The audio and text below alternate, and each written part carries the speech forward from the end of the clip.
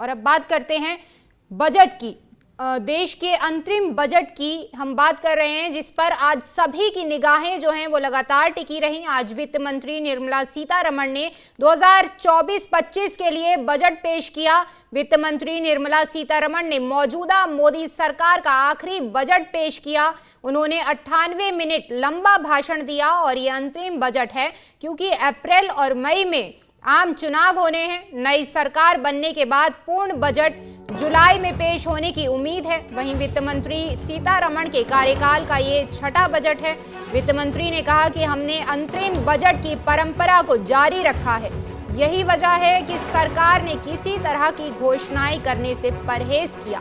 हालांकि अंतरिम budget 4 sectors पर इसका फोकस रहा।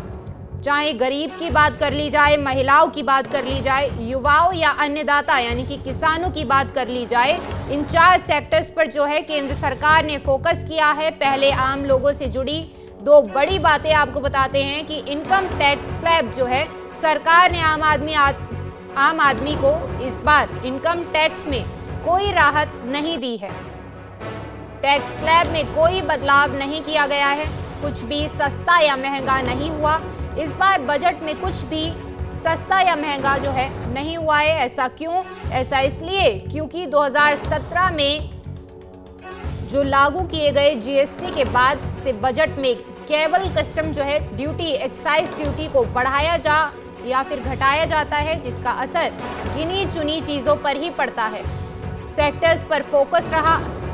तमाम जो गरीब, महिलाएं, इन तमाम लोगों से जो है जुड़ा ये बजट रहा। इस पर फोकस रहा। गरीबों के लिए सरकार ने 25 करोड़ लोगों को गरीबी से बाहर निकालने की बात उनकी ओर से कही गई। फाइनेंस मिनिस्टर की ओर से गरीब कल्याण योजनाओं में 34 लाख करोड़ खातों में भेजे गए हैं। महिलाओं के लिए करीब 1 करोड़ महिलाएं लखपति दीदी बनी। अब 3 करोड़ लखपति दीदी बनाने का लक्ष्य है, ये फाइनेंस मिनिस्टर की ओर से कहा गया है।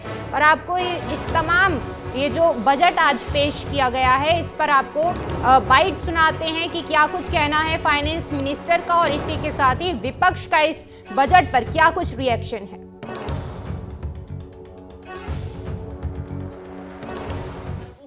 बिजली through rooftop solarization, 1 crore households will be enabled to obtain up to 300 units free electricity every month.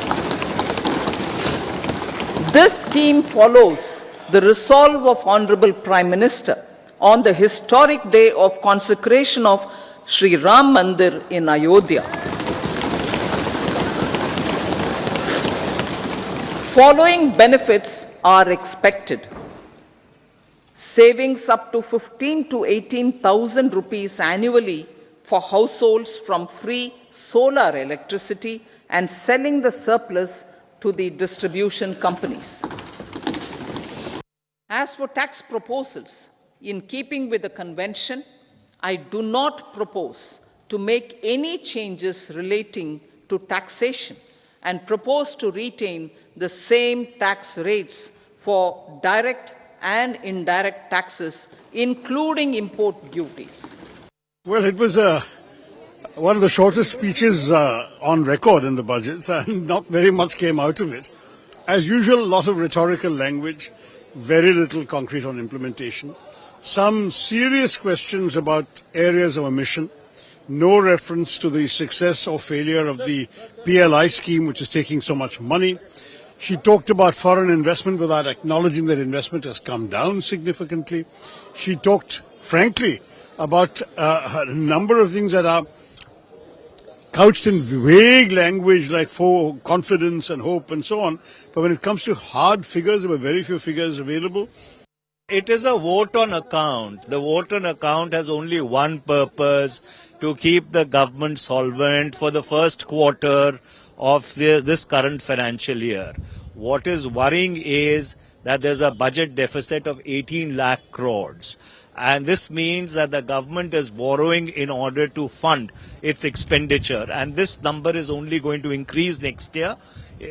Insofar as the rest is concerned, we'll give a very detailed reply during the discussion on the budget.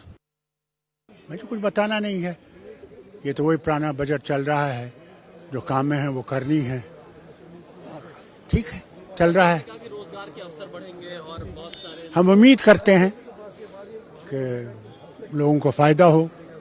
हमारी तो यही है कि वतन आगे बढ़े, तरक्की करे, इन्फ्लेशन डाउन आए, एम्प्लॉयमेंट बढ़े, इंडस्ट्रीज बढ़े।